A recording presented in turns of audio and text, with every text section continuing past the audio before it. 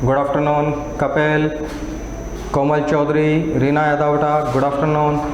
Bhanu Singh good afternoon. Monika, Sakshi Singh, Anjali Yadav, Himanshu, Udit Kumar good afternoon बेटा। How are you बेटा, कैसे हो भाई? आई होप बेटा सभी बेटर होंगे, अच्छे से होंगे, फाइन होंगे।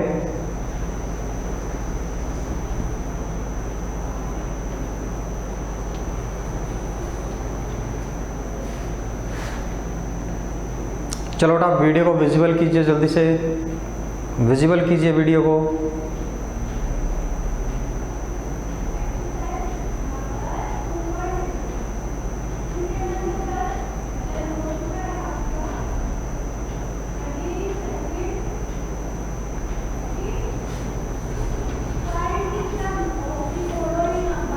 बेटा कल जो अपना टॉपिक था रनिंग, जो टॉपिक था बेटा कल,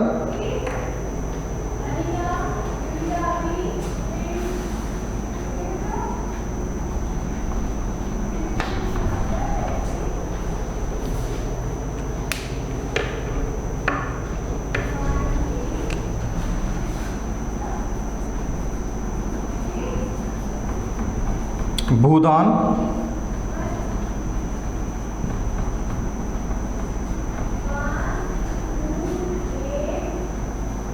ग्रामदान और ब्लडलेस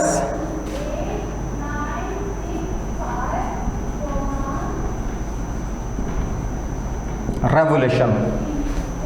ठीक बेटा, कल जो बेटा अपना रनिंग टॉपिक था भूदान, ग्रामदान और ब्लडलेस रेवोल्यूशन।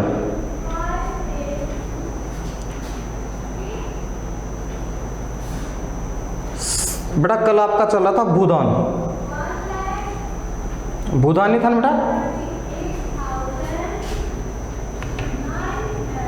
एक बार उसको वापस समझते हैं, भूदान को रिपीट करते हुए चलते हैं, फिर अपन चलते बेटा नेक्स्ट ग्रामदान, देन ब्लडलेस रेवोल्यूशन। बेटा व्यक्ति थे बेटा विनोबा भावे,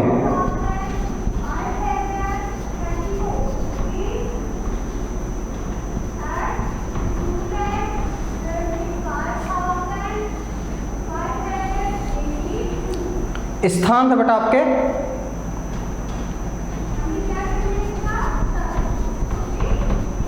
पूचम पल्ली, पूचम पल्ली, आंध्र प्रदेश।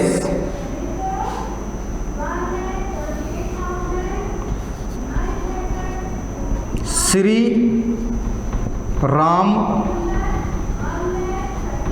चंद्र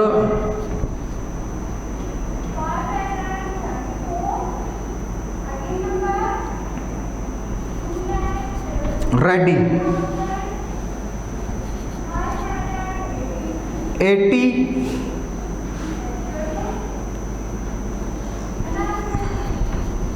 एकड़ लैंड, 80 विलेजर्स। ध्यान दे बेटा, सबसे पहले तो ध्यान दे बेटा विनोबा भावे कौन थे? ठीक बेटा, विनोबा भावे जो थे बेटा ये एक सत्याग्रही थे। महात्मा गांधी ने एक मूवमेंट चलाया था सत्याग्रह आंदोलन।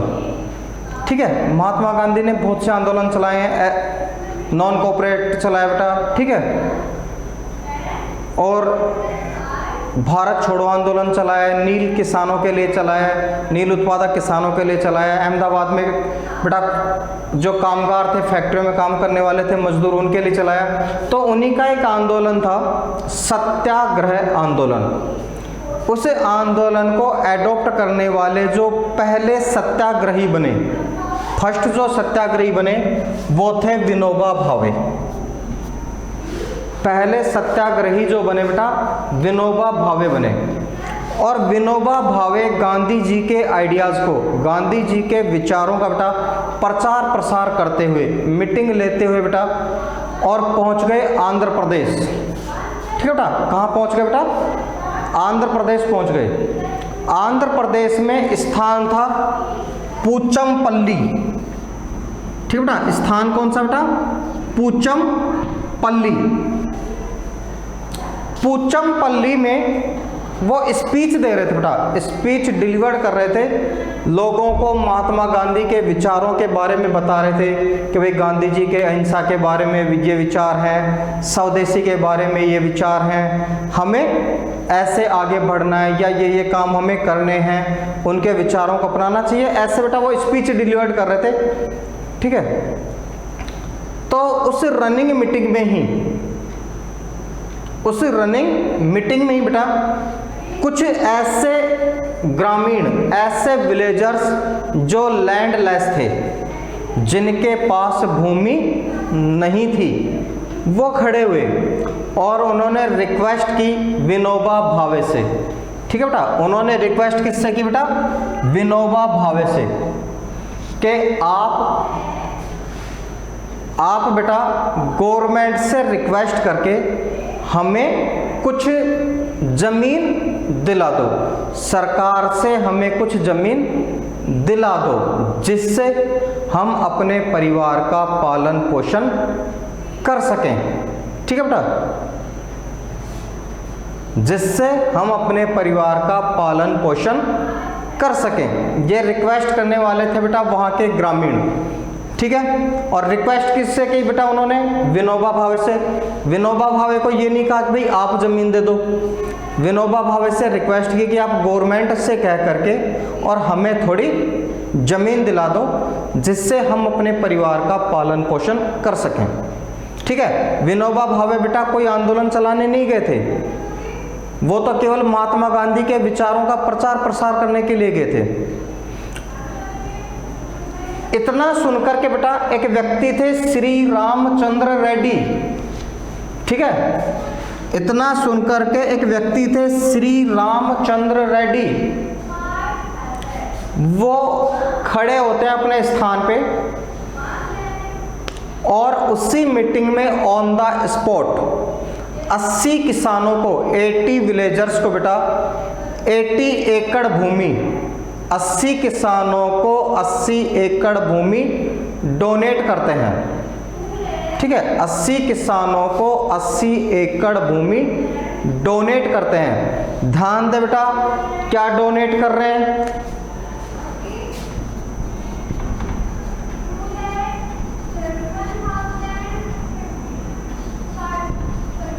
लैंड डोनेशन, इसको कहा गया बेटा भूदान। ठीक है, भूदान। बाद में सबसे पहले भूदान करने वाले व्यक्ति कौन है बेटा? सबसे पहले भूदान करने वाले व्यक्ति हैं श्री रामचंद्र रेड्डी। ध्यान रखना बेटा, विनोबा भावे का लेना देना नहीं है, वो तो केवल स्पीच डिलीवर करने के लिए गए थे। सबसे पहले बेटा जमीन देने वाले व्यक्ति कौन थे? श्री रामचंद्र रेड्डी थे। कितनी जमीन दी बेटा?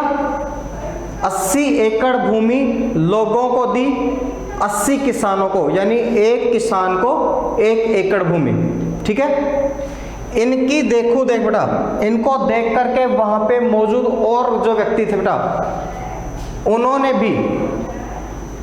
भी बेटा अपने अपने स्तर के ऊपर लोगों को जमीन देना स्टार्ट कर दिया। इस प्रकार से आपका जो मूवमेंट है वो कहलाता है भूदान आंदोलन। ठीक है बेटा, कौन सा आंदोलन कहलाता है ये? भू मीन्स भूमि। ठीक है, भू मीन्स भूमि, जमीन। इसको डोनेशन मीन्स दान, मीन्स बेटा लोगों को दान में देना, डोनेशन करना। That's clear everyone? बेटा भूदान आंदोलन क्लियर? ओके बेटा,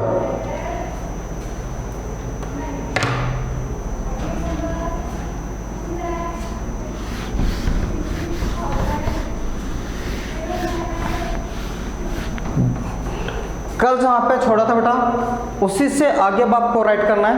कल अपना भूदान यहाँ तक हो गया था ना बेटा, हो गया था ना। आज चलते हैं ग्रामदान।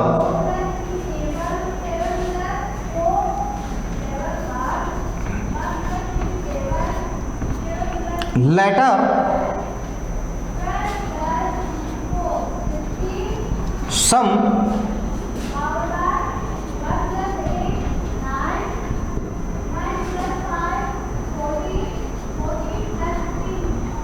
सम zamindars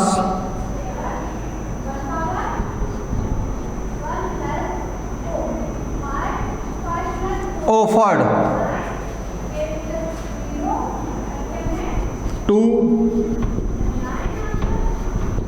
distribute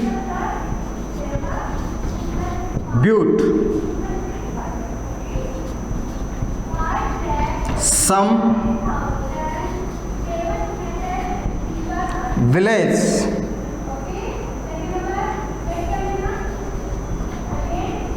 among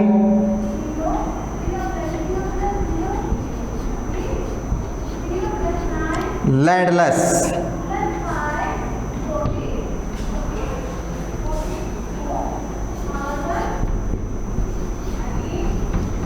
It was known as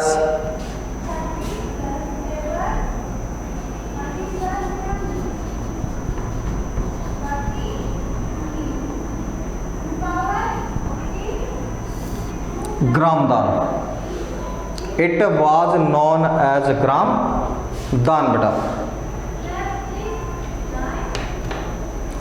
जो आपके बेटा भूदान आंदोलन था, ठीक है, विनोबा भावे और श्री रामचंद्र रेड्डी के द्वारा जो बेटा शुरू किया गया, ठीक है, उस आंदोलन से इफेक्ट होकर के, उस आंदोलन से प्रभावित होकर के कुछ जमींदारों ने, ठीक है, कुछ जमींदारों ने पूरे का पूरा गांव ही डोनेट कर दिया, ठीक है, पूरा गांव ही क्या कर दिया, लैंडलेस जो विलेजर्स थे उनको डोनेट कर दिया कि भाई वो अपने, अक्सर नहीं होता कि बेटा कि गांव में कंपटीशन हो जाता है, जब कोई डोनेशन की बात आती है, कहीं पे चंदा इकट्ठा होने की होती है, तो गांव में बहुत जल्दी कंपटीशन होता है कि मुरली ने 1100 दिए, अपने 2100 कर भाई, ठीक है, उसने 2100 दिए, अपने 3100 कर भाई, वहां पे कंपटीशन होता है, ठीक है। तो ऐसे क्या था बेटा कि जो आपके भूदान आंदोलन था वो ग्राम दान आंदोलन में कन्वर्ट हो गया कि उस जमींदार ने एक गांव डोनेट किया है, अपनी तरफ से 2 डोनेशन होने चाहिए भाई, ठीक है, चाहे कुछ भी रहा हो, रिजल्ट तो बढ़िया ही था, लैंडलेस लोगों को लैंड प्राप्त हुई, भूमि प्राप्त हुई बेटा, चाहे वो कैसे भी हो, ठीक है बेटा, अंत भला तो सब भला, और यहाँ पे तो केवल भला ही भला है। और जमींदारों की कौन सी थी बेटा, जमींदारों ने तो लोगों की जमीन पे ही कब्जा कर रखा था, वो कौन सी बेटा अपने खुद की पर्सनल प्रॉपर्टी को डोनेट कर रहे थे, लोगों के जमीनों पे बेटा जो कब्जा किया था उनके पूर्वजों ने, ठीक है, उसी को डोनेट कर रहे थे। वो अपने सत्यनारायण भगवान की आरती में नहीं आता, तेरा तुझको अर्पण क्या लागे मेरा, ठीक है, प्रोग्राम वही था, लेकिन फिर भी बेटा कि जो आपके लैंडलेस थे उनको जमीन प्राप्त हुई बेटा, जमीन डोनेशन हुई, भूमि का डोनेशन हुआ, भूदान, ठीक है, भूमि का डोनेशन हुआ, भूदान, और जहां पे ग्राम डोनेशन हो रहे हैं, ग्रामदान बेटा, 1 मिनट आप वेट कीजिए, ओके, 1 मिनट बेटा, हटना नहीं क्लास से।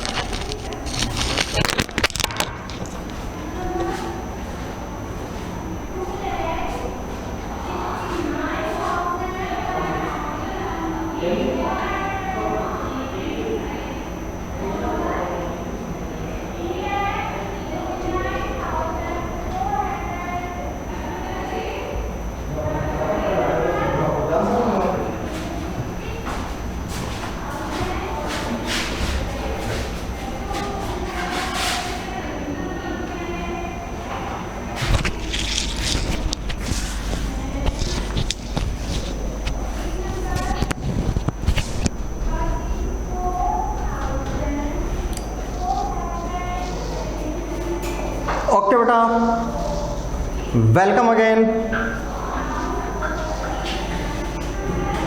चलो जल्दी से विजिबल हो जाओ। वेरी गुड, जसवंत आ गए भाई विजिबल। दिखते रहा करो भाई, ठीक है, क्योंकि मार्केट में जो दिखता है वो बिकता है। जो दिखता है बेटा मार्केट में वही बिकता है। यहां तक बेटा आपके दो आंदोलन समझ में आ गए बेटा? दोनों समझ में आ गए बेटा? भूदान और ग्रामदान दोनों समझ में आ गए? चलो बेटा,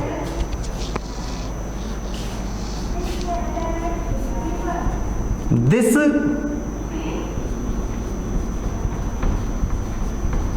भूदान and Gramdan, this Bhoodan and Gramdan movement is known as the blood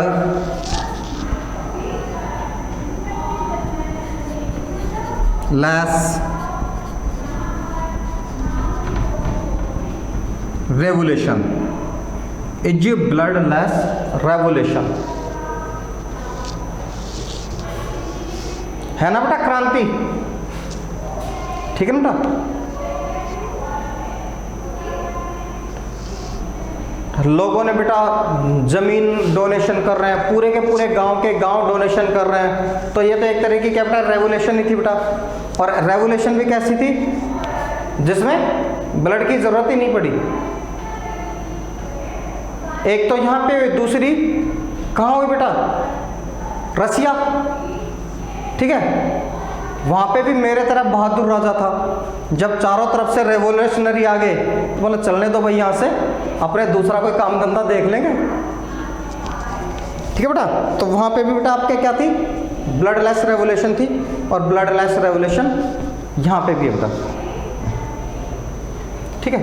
इसको इसलिए कहा गया कि बड़ी मात्रा के अंदर, बहुत बड़े अमाउंट के अंदर लोगों ने अपनी भूमि डोनेट की थी बेटा। तीनों टॉपिक्स क्लियर बेटा? Bhoodan, Gramdan, bloodless revolution. क्या है बेटा ब्लड लेस रेवोल्यूशन? भूदान और Gramdan movement is known as bloodless revolution. Okay बेटा?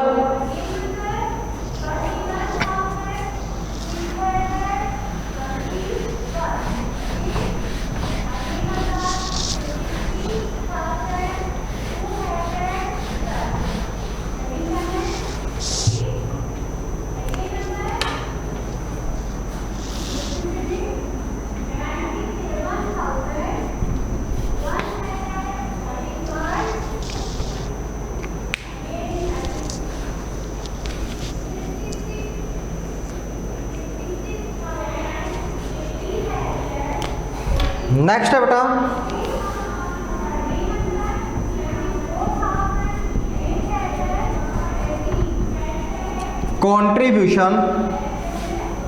contribution of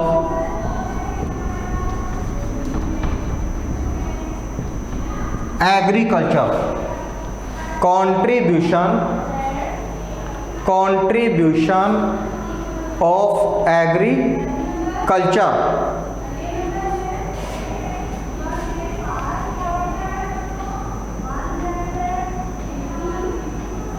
to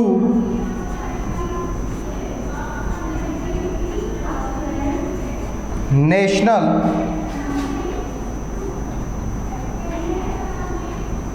economy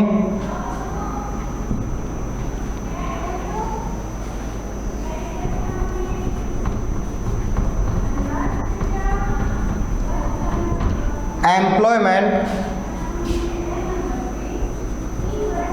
and output.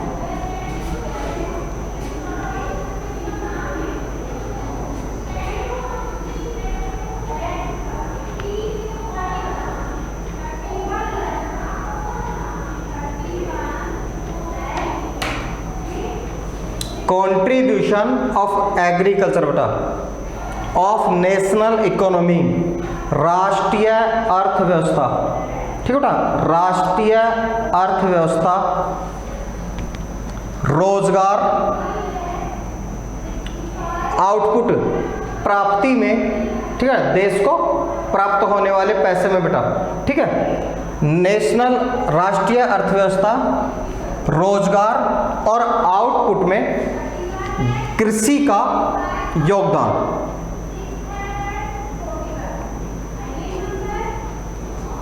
Contribution of agriculture to the national economy, राष्ट्रीय अर्थव्यवस्था बेटा, राष्ट्रीय अर्थव्यवस्था, रोजगार और आउटपुट के अंदर भारत में कृषि का क्या योगदान है।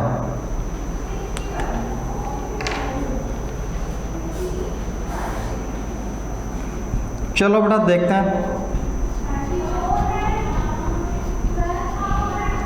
Agriculture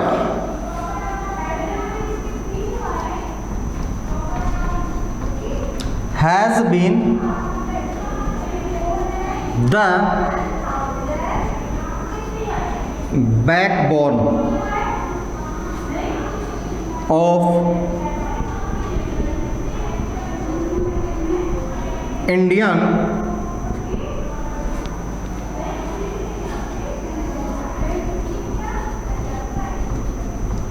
economy, of Indian economy बेटा।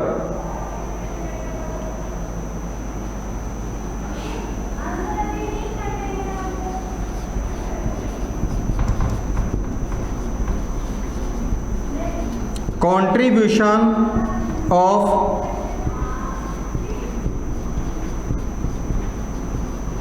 agriculture in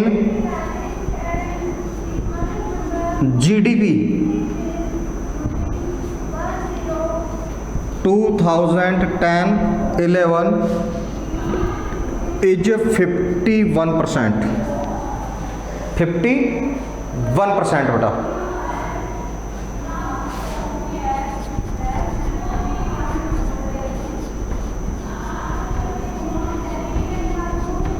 employments,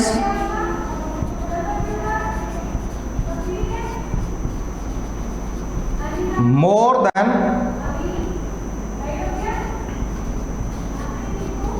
half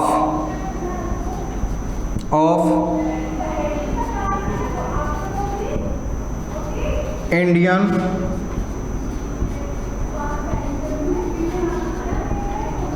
population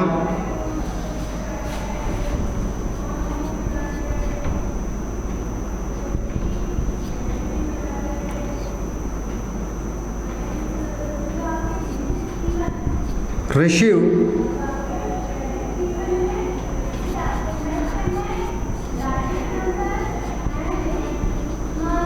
employment from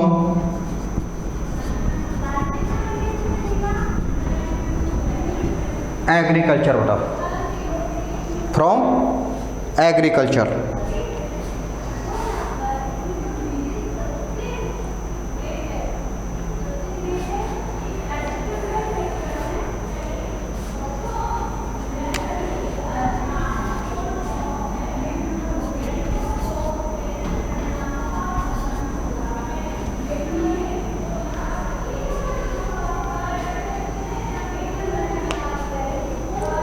right everyone बेटा,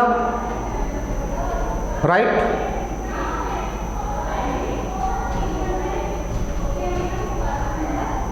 चलो बेटा वन बाय वन समझते हैं।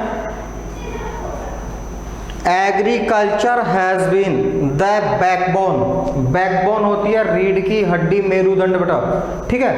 भारतीय अर्थव्यवस्था की जो रीढ़ की हड्डी है बेटा, वो मानी जाती है एग्रीकल्चर को। किसको मानी जाती है बेटा? वो एग्रीकल्चर को मानी जाती है बेटा। क्यों मानी जाती है बेटा? देखो कि जो आपका प्रोडक्शन है, एग्रीकल्चर जो प्रोडक्शन है, प्राइमरी ऑक्यूपेशन में आ रहा है बेटा, ठीक है। व्यवसाय तो ध्यान है ना, प्राइमरी सेकेंडरी टेरिटरी, जो आपका एग्रीकल्चर बेटा प्राइमरी ऑक्यूपेशंस में आता है, प्राथमिक व्यवसाय में आता है। तो पूरे भारत में जो फसलें पैदा होती हैं बेटा, चाहे वो खाद्यान्न फसलें हों, फोडर हों, चाहे वो कमर्शियल क्रॉप्स हों, ठीक बेटा, इन्हें सबका जो प्रोडक्शन है, इन्हें सबका जो प्रोडक्शन है बेटा, जैसे अपन भारत है बेटा चाय को एक्सपोर्ट करता है, कॉफ़ी एक्सपोर्ट करता है, फ्रूट्स वेजिटेबल्स एक्सपोर्ट करता है, शुगर एक्सपोर्ट करता है, ऑनियंस हैं उनको एक्सपोर्ट करता है, तो उससे हमें फॉरेन करेंसी मिलती है, ठीक है बेटा। विदेशी व्यापार से हमें क्या मिलती है बेटा, फॉरेन करेंसी मिलती है। तो एक तो बेनिफिट बेटा अपने को यहाँ पे हो गया, एग्रीकल्चर का योगदान हुआ नहीं हुआ बेटा, हुआ ना, कि हमें फॉरेन करेंसी में मदद मिल रही है। नंबर 2 बेटा, बहुत सी ऐसी इंडस्ट्रीज हैं, बहुत सी ऐसी इंडस्ट्रीज है बेटा जो रॉ मटेरियल के लिए, कच्चे माल के लिए एग्रीकल्चर पर डिपेंड होती हैं। जैसे आपके शुगर मिल्स, चीनी की जो फैक्ट्री है बेटा, उनको कच्चा माल गन्ना चाहिए बेटा, खेती से मिलेगा। गुड़, शक्कर, खांड, सारी जो उद्योग हैं ये भी कच्चे माल के लिए किस पे डिपेंड हो गए बेटा, एग्रीकल्चर पे। सूती वस्त्र उद्योग, कॉटन क्लॉथ्स जो है बेटा कहाँ पे होंगे बेटा, वो एग्रीकल्चर पे। बेकरी, बिस्किट, ब्रेड वगैरह जो आते हैं बेटा, वो भी किस पे डिपेंड है बेटा, एग्रीकल्चर पे। तो जो आपके बेटा सेकेंडरी ऑक्यूपेशंस हैं, द्वितीयक व्यवसायों में बेटा बहुत से ऐसे उद्योग हैं जो एग्रीकल्चर पर डिपेंड करते हैं। तो प्राथमिक को इफेक्ट करती है, सेकेंडरी को भी क्या करती है बेटा, ये इफेक्ट करती है। अब आता है बेटा आपके जीडीपी 2010 और 11, 2010 और 11 बेटा लगभग आज से 10 साल पहले, ठीक है बेटा, आज से 10 साल पहले भारत के जीडीपी में 51% जो बेटा कॉन्ट्रीब्यूशन था, 51% जो योगदान था वो था एग्रीकल्चर का, ठीक है। भारतीय जीडीपी में बेटा 51% जो कंट्रीब्यूशन था वो था बेटा एग्रीकल्चर से। जीडीपी बता सकते हो भाई, जीडीपी क्या होता है? जी धर्मपाल सर जी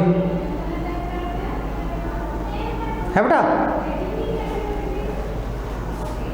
नहीं बेटा, GDP grand domestic production, grand domestic production, सकल घरेलू उत्पादन, सकल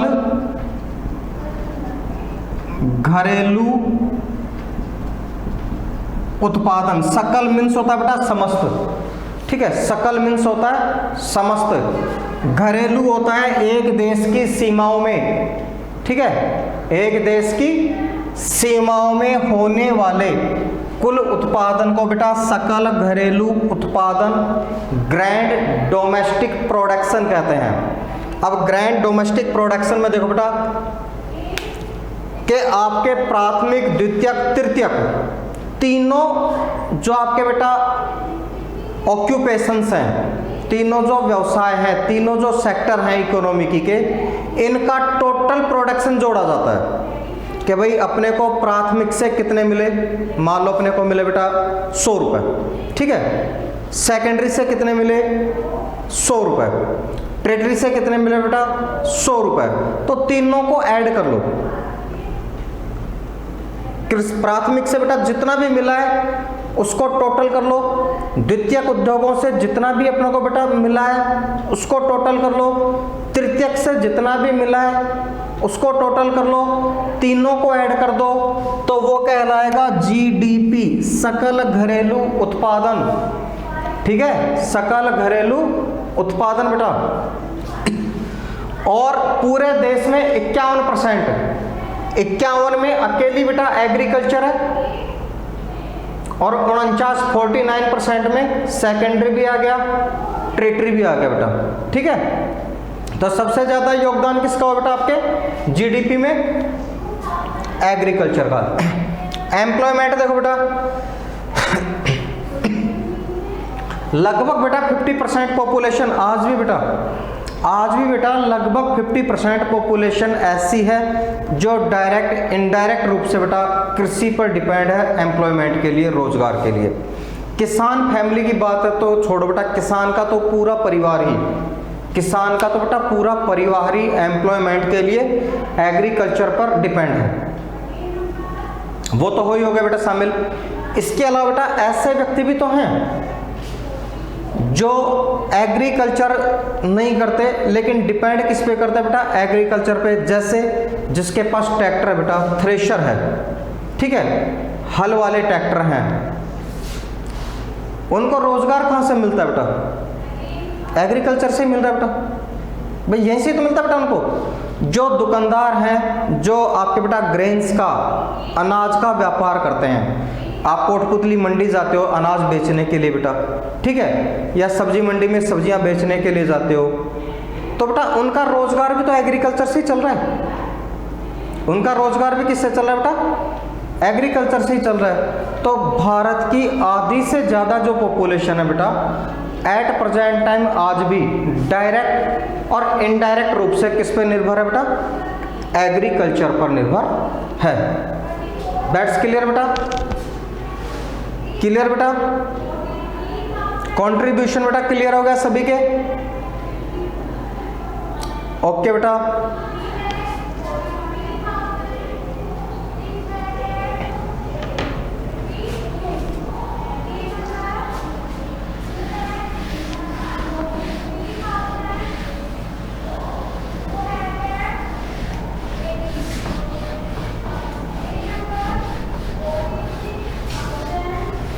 आपने देखा बेटा अभी कृषि का कंट्रीब्यूशन आप देख रहे थे, ठीक है बेटा, कि भारत की जीडीपी में भी बेटा बहुत योगदान है, एम्प्लॉयमेंट में भी बहुत ज़्यादा योगदान है, ठीक है बेटा। इकोनॉमी की तो बेस ही है ये। अगर एग्रीकल्चर नहीं होती तो इंडियन इकोनॉमी की तो बिल्कुल फेल हो चुकी थी। अगर बेटा कृषि इतनी बढ़िया है तो किसान अपने बेटे को किसान क्यों नहीं बनाना चाहता? डॉक्टर चाहता है कि उसका बेटा पढ़ लिख करके डॉक्टर बने, टीचर चाहता है कि उसका बेटा टीचर बने, जो सोल्जर्स होते हैं उनके बेटे वो चाहते हैं कि भाई मेरा बेटा सोल्जर बने, जो पॉलिटिशियंस हैं वो चाहते हैं कि पॉलिटिशियन ही बने, मेरे बाद में अगला मुख्यमंत्री मेरा बेटा ही होना चाहिए। होता है ना बेटा ऐसा? फिर किसान क्यों नहीं चाहता कि किसान का बेटा किसान ही बने? अगर आप कृषि को बहुत अच्छा मानते हैं, बहुत यूजफुल मानते हैं बेटा, ठीक है, तो डेफिनेट ये होना चाहिए था कि भाई हर किसान ये चाहे कि भाई मेरा बेटा भी मेरे बाद में किसान ही बने। होना चाहिए ना बेटा? इसका मतलब हमारी कृषि व्यवस्था में कहीं ना कोई कमियां हैं, कुछ कमियां हैं बेटा, जिनका सॉल्यूशन करना जरूरी है। लेकिन फिलहाल तो अपन एक क्वेश्चन ही कर लेते हैं, ठीक है बेटा, फिलहाल तो अपन एक क्वेश्चन ही कर लेते हैं बेटा। Why an Indian farmer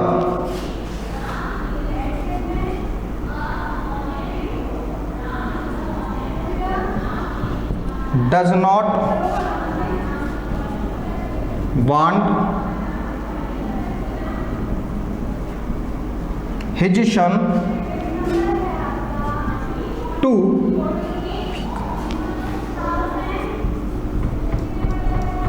become a farmer, become a farmer बेटा। क्यों भारतीय किसान नहीं चाहता कि उसका बेटा भी किसान ही बने?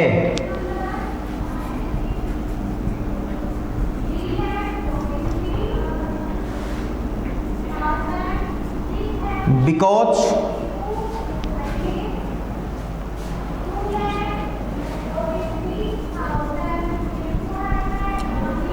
share of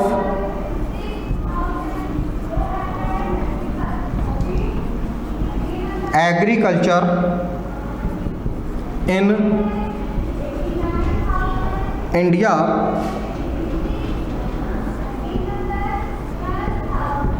in India's GDP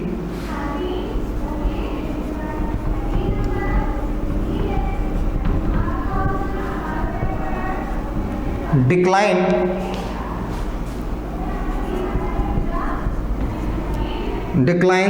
1951.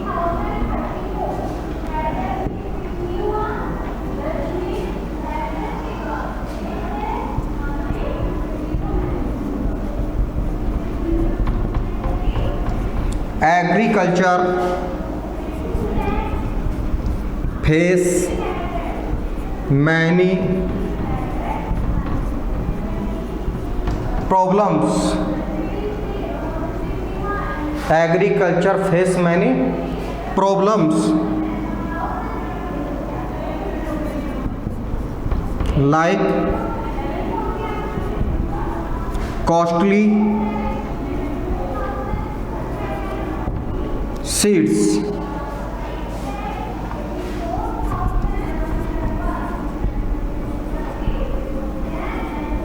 fertilizers,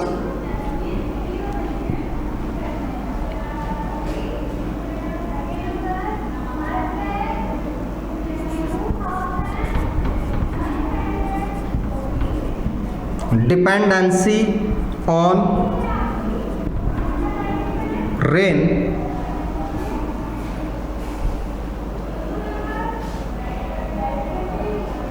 so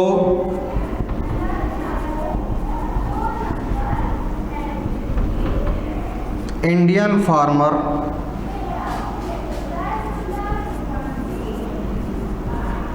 does not want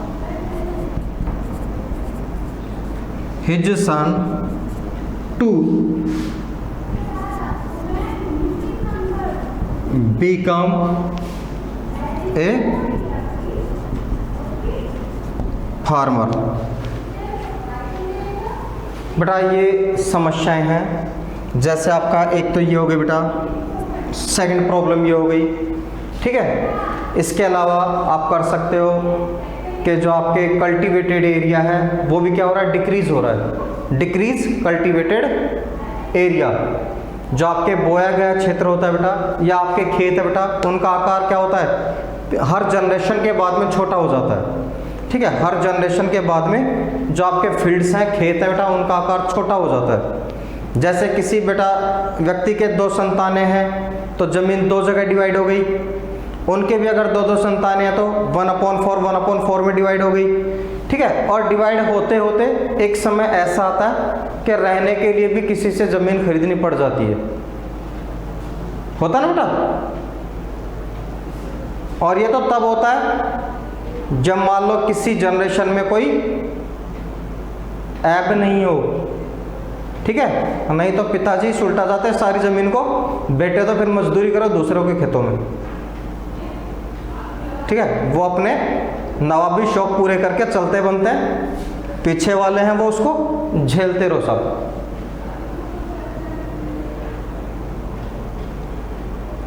बेटा समस्याएं समझ में आ गई कि 2 रीजन कौन से हैं। इसके अलावा तीसरा डाल सकते हो रीजन अगर आप चाहें तो, डिक्रीज आपके फैच ऑफ लैंड या small size of fetch of land, छोटे आकार के खेत होना, ये भी एक समस्या हो सकती है। नाउ बेटा आज की क्लास को करते हैं ऑफ, कल मिलते हैं बेटा, तब तक के लिए good day, have a nice day. अच्छे से बेटा तैयारी करें, नेक्स्ट संडे आपका टेस्ट होने वाला है, चैप्टर 2 अच्छे से तैयार करना है, ठीक है बेटा।